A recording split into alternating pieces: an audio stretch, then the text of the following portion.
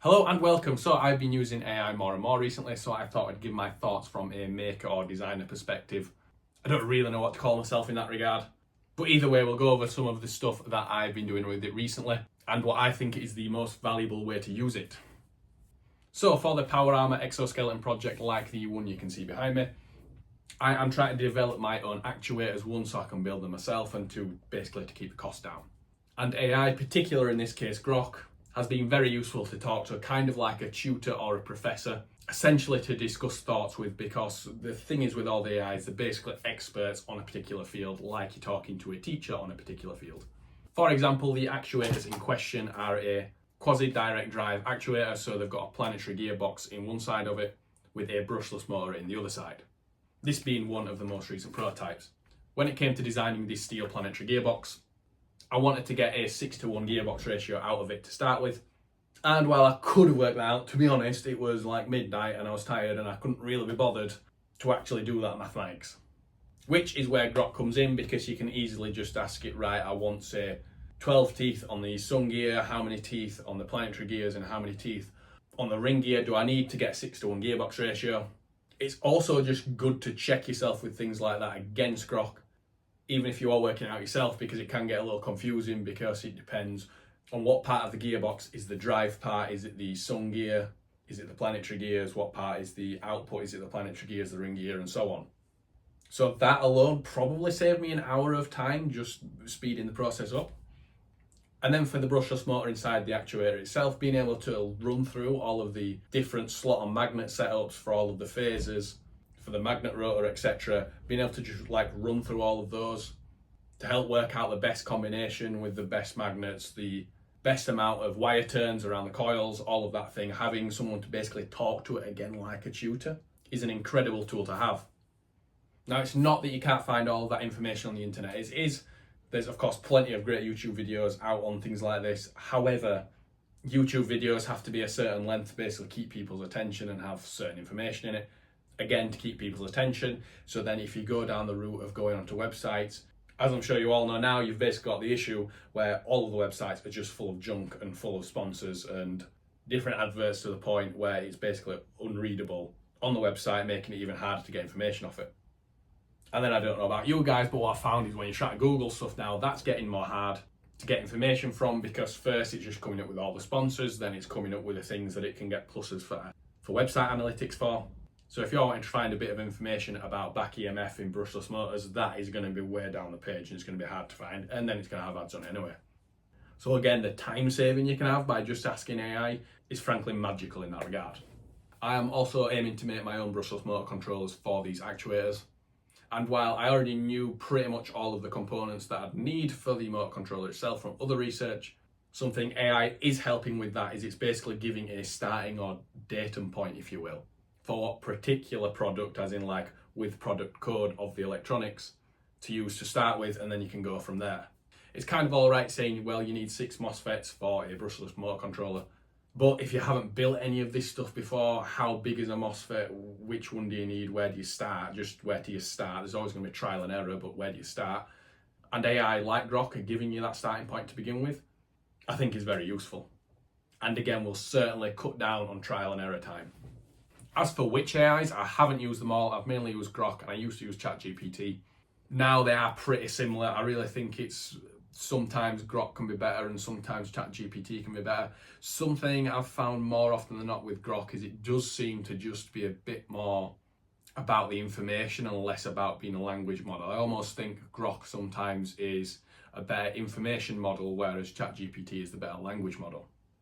But that might just be with a particular question I've asked, because as you can see on this next example, it's basically the same. So for the parts on the motor controllers, I basically decided to ask both of them the same question, and they came up with pretty much the same answers, a bit of overlap and a little bit of difference in both of them.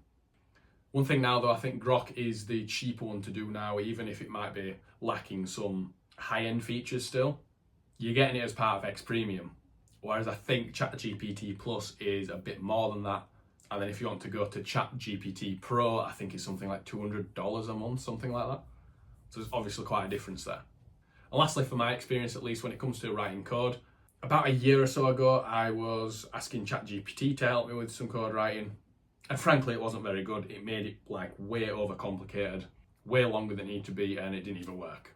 However, now that's clearly changed. They both work pretty well now, at least from my experience. And a recent example for me is on a previous video I made a Warhammer tank radio control with a TV remote and an Arduino. And basically what the library for the AR remote had updated, and I actually wrote the code for this project ages ago, and now it didn't work. Now I'm still definitely a novice to coding. I've only basically learned what I've needed to learn. So I can get stuck with things like this. So when I went into the library folder and tried to find the examples and go over it and see what had actually changed, I was struggling to find what had changed and what was causing my problem. I spent probably 20 minutes, half an hour maybe, trying to find this difference. Then just decided to ask GROK, and it found it within 30 seconds and corrected the error immediately. Which it was literally just 2 lines that needed changing that I was struggling to find. I then did also ask it to basically try and make my code more efficient and simpler, which again, you're just copying and pasting your code in and then it rewrites it 30 seconds later and you've got something way better. Now, when it comes to where the value in that is to me, it's not that it can do it for me, it's just that it saved me that much time in doing it. Like, I like to learn all these things, I want to learn how this stuff works, but at the same time, there's a limited amount of time. And it is literally just correcting the error for me immediately and allowing me to move on with the project. Downside of this, in my opinion, is that it basically means that it's worthless learning, just from the time perspective alone. If something's going to take you an hour or so to learn, or you can ask ChatGPT or GROK, and then 5 seconds later, it's done it for you. Even if you like learning like me, it's very hard to value that time input, where you can get that solution in 5 seconds.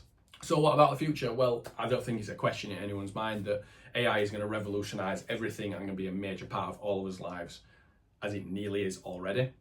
I think it's certainly going to push the robotics field on a lot. And personally, I feel pretty good about it. I think it's in general going to be good. I think the flaw is in human beings, not in the AI. And the problem I'm going to face with it is, can human beings, politicians, policy, all of that keep up with it? Not to limit it, but basically we're going to need like universal basic income way quicker than I think people ever thought we were going to need it. Especially when you're talking in humanoid robots. Once I make my actuators work how I want them to work, I intend on making my own humanoid robot next year, as I realise that actually when it comes to the parts of it, once you've got the actuators working, that's a massive amount of it, and now all of the electrical parts are basically just readily available, including cameras with object recognition, all of that stuff. So it's not as big of a deal as it once was. Like, once it was nearly impossible. Now basically all of these technologies are basically readily available and pretty cheap. So the speed that robots come about is, I think, way quicker than a lot of people are thinking. I think people think Elon Musk is exaggerating when he says how quick and how many Tesla robots are going to exist. But I really don't think it is. I think he's probably right for once on his timing. But the factor that I found that I don't hear people talking about this specific angle is that AI is basically making everyone's experience worthless. So the fact that now, if you've got a phone, you can Google everything, you can YouTube everything, and then you can pin it all together by talking to AI, which essentially is a professor in whatever subject you desire, basically means that people who've worked in a job for 20 years and have gained all of this valued experience, which is what they've been paid a decent wage for, is basically worthless. Like, I don't think ever in history has someone's experience been worth less than it is now and is going to be made, at a time where also the costs of everything are going up.